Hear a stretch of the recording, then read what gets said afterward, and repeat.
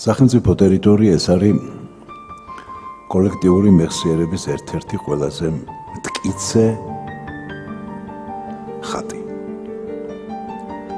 როდესაც ეროვნულ ცნობიერებაზე არის ლაპარაკი, ეთნოფსიქოლოგები არ კამათობენ იმაზე, თანამედროვე ეთნოფსიქოლოგები არ კამათობენ იმაზე, რომ უდიდესი მნიშვნელობა აქვს სახელმწიფო ტერიტორიის აღქმას.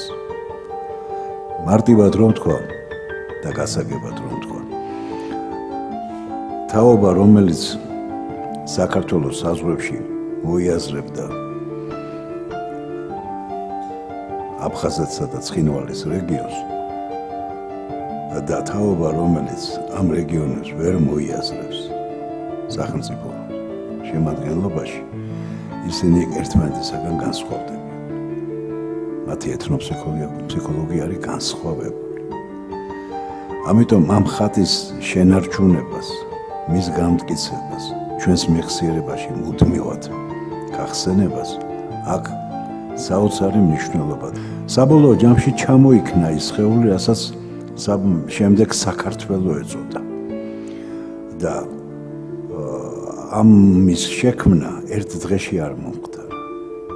ვინც კარგად იცის რა არის დარგი, საისტორიო მეცნიერების დარგი, ისტორიული გეოგრაფია, საისტორიო გეოგრაფია, ის დამეთანხმება იმაში, რომ ისტორიული ტერიტორიები ერთ დღეში არ ყალიბდება. და აქედან გამომდინარე, ამის თვალის მიდევნება და ჩვენს მეხსიერებაში ამის გამტკიცებას უდიდესი მნიშვნელობა აქვს ჩვენი დღევანდელი ყოფისათვის და მომავლისთვისაც. დავისწავთ ის ფაქტი, რომ ქართლის მეფეები განავრცობენ თავიანთ ტერიტორიებს და შავ ზღვაზე გავიდნენ და ფლავიუს არიანეს მიხედვით უკვე ძიდრიტები ფარსმანს ემორჩილებიან და ის რაც პატრონმა გიორგი მძანა არავინ არავის მიწას არ ჩუქნიდა. რომელი ისტორიკოსი დიონ კასიუსი პირს წმენს თავის იმპერატორს და ამბობს, რომ მან გაუდიდა სამფლობელოები ფარსმანეს, ანუ ფარსმან მეორის. სად გინახავთ ვინმეს ამე მიეცეს? ალბათ უნდა წავიკითხოთ ასე, ის იძულებული იყო ეცნო ქართლის გაფართოებული საზღვრები.